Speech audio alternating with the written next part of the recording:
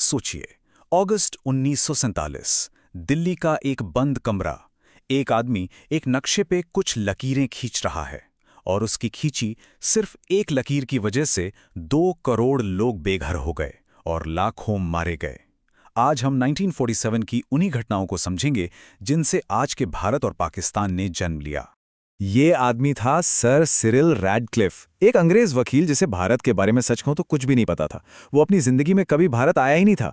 फिर भी उसे ही भारत और पाकिस्तान के बीच की सीमा खींचने का जिम्मा सौंपा गया। क्यों? क्योंकि अंग्रेज सरकार को कोई ऐसा चाहिए था जो पूरी तरह से न्यूट्रल हो, जिसका किसी भी तरफ कोई झुकाव ना हो। यही वो सवाल है जो इस पूरी कहानी की जड़ में है। आखिर कैसे एक आदमी के कुछ हफ्तों के काम ने इतिहास की सबसे बड़ी त्रासदियों में से एक को जन्म दे दिया? चलिए इस पूरी प्रक्रिया को जरा नजदीक से देखते हैं।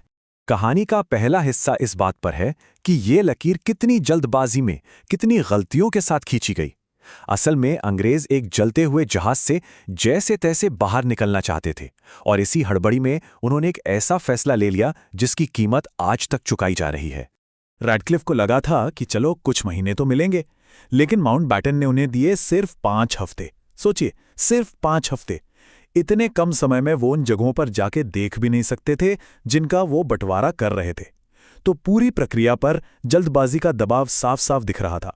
तो बंटवारे का बेसिस तो धर्म था, पर यह इतना सीधा नहीं था। सबसे बड़ी दिक्कत तो ये थी कि रैडक्लिफ के पास जो नक्शे और आबादी के आंकड़े थे वो पुराने और भरोसे के लायक नहीं थे। लाहौर जैसे शहरों में आबादी मिली जुली थी।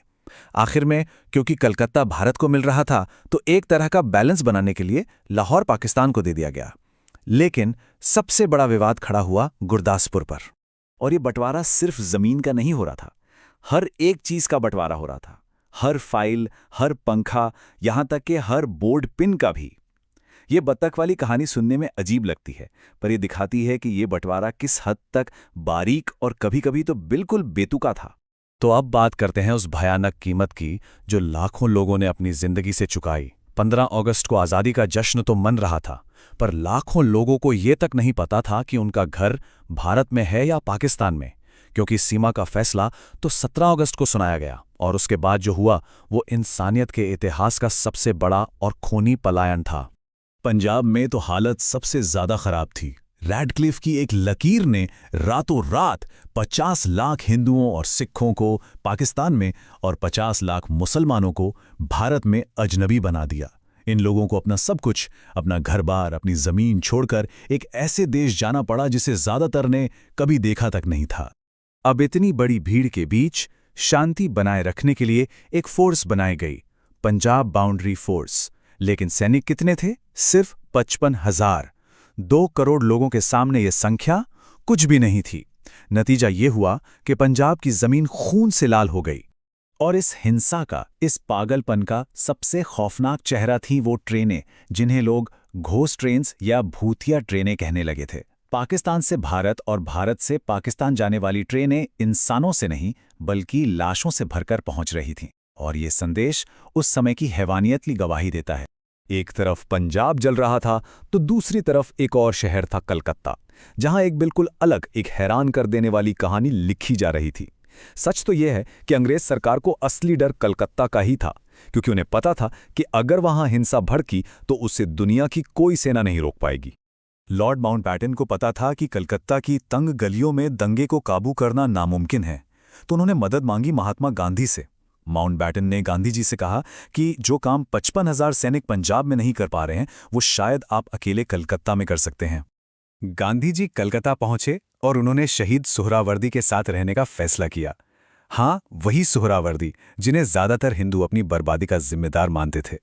गांधी जी ने उनके सामने 2 सीधी और साफ शर्तें रखीं, जो शांति की तरफ एक बहुत बड़ा और साहसी कदम था।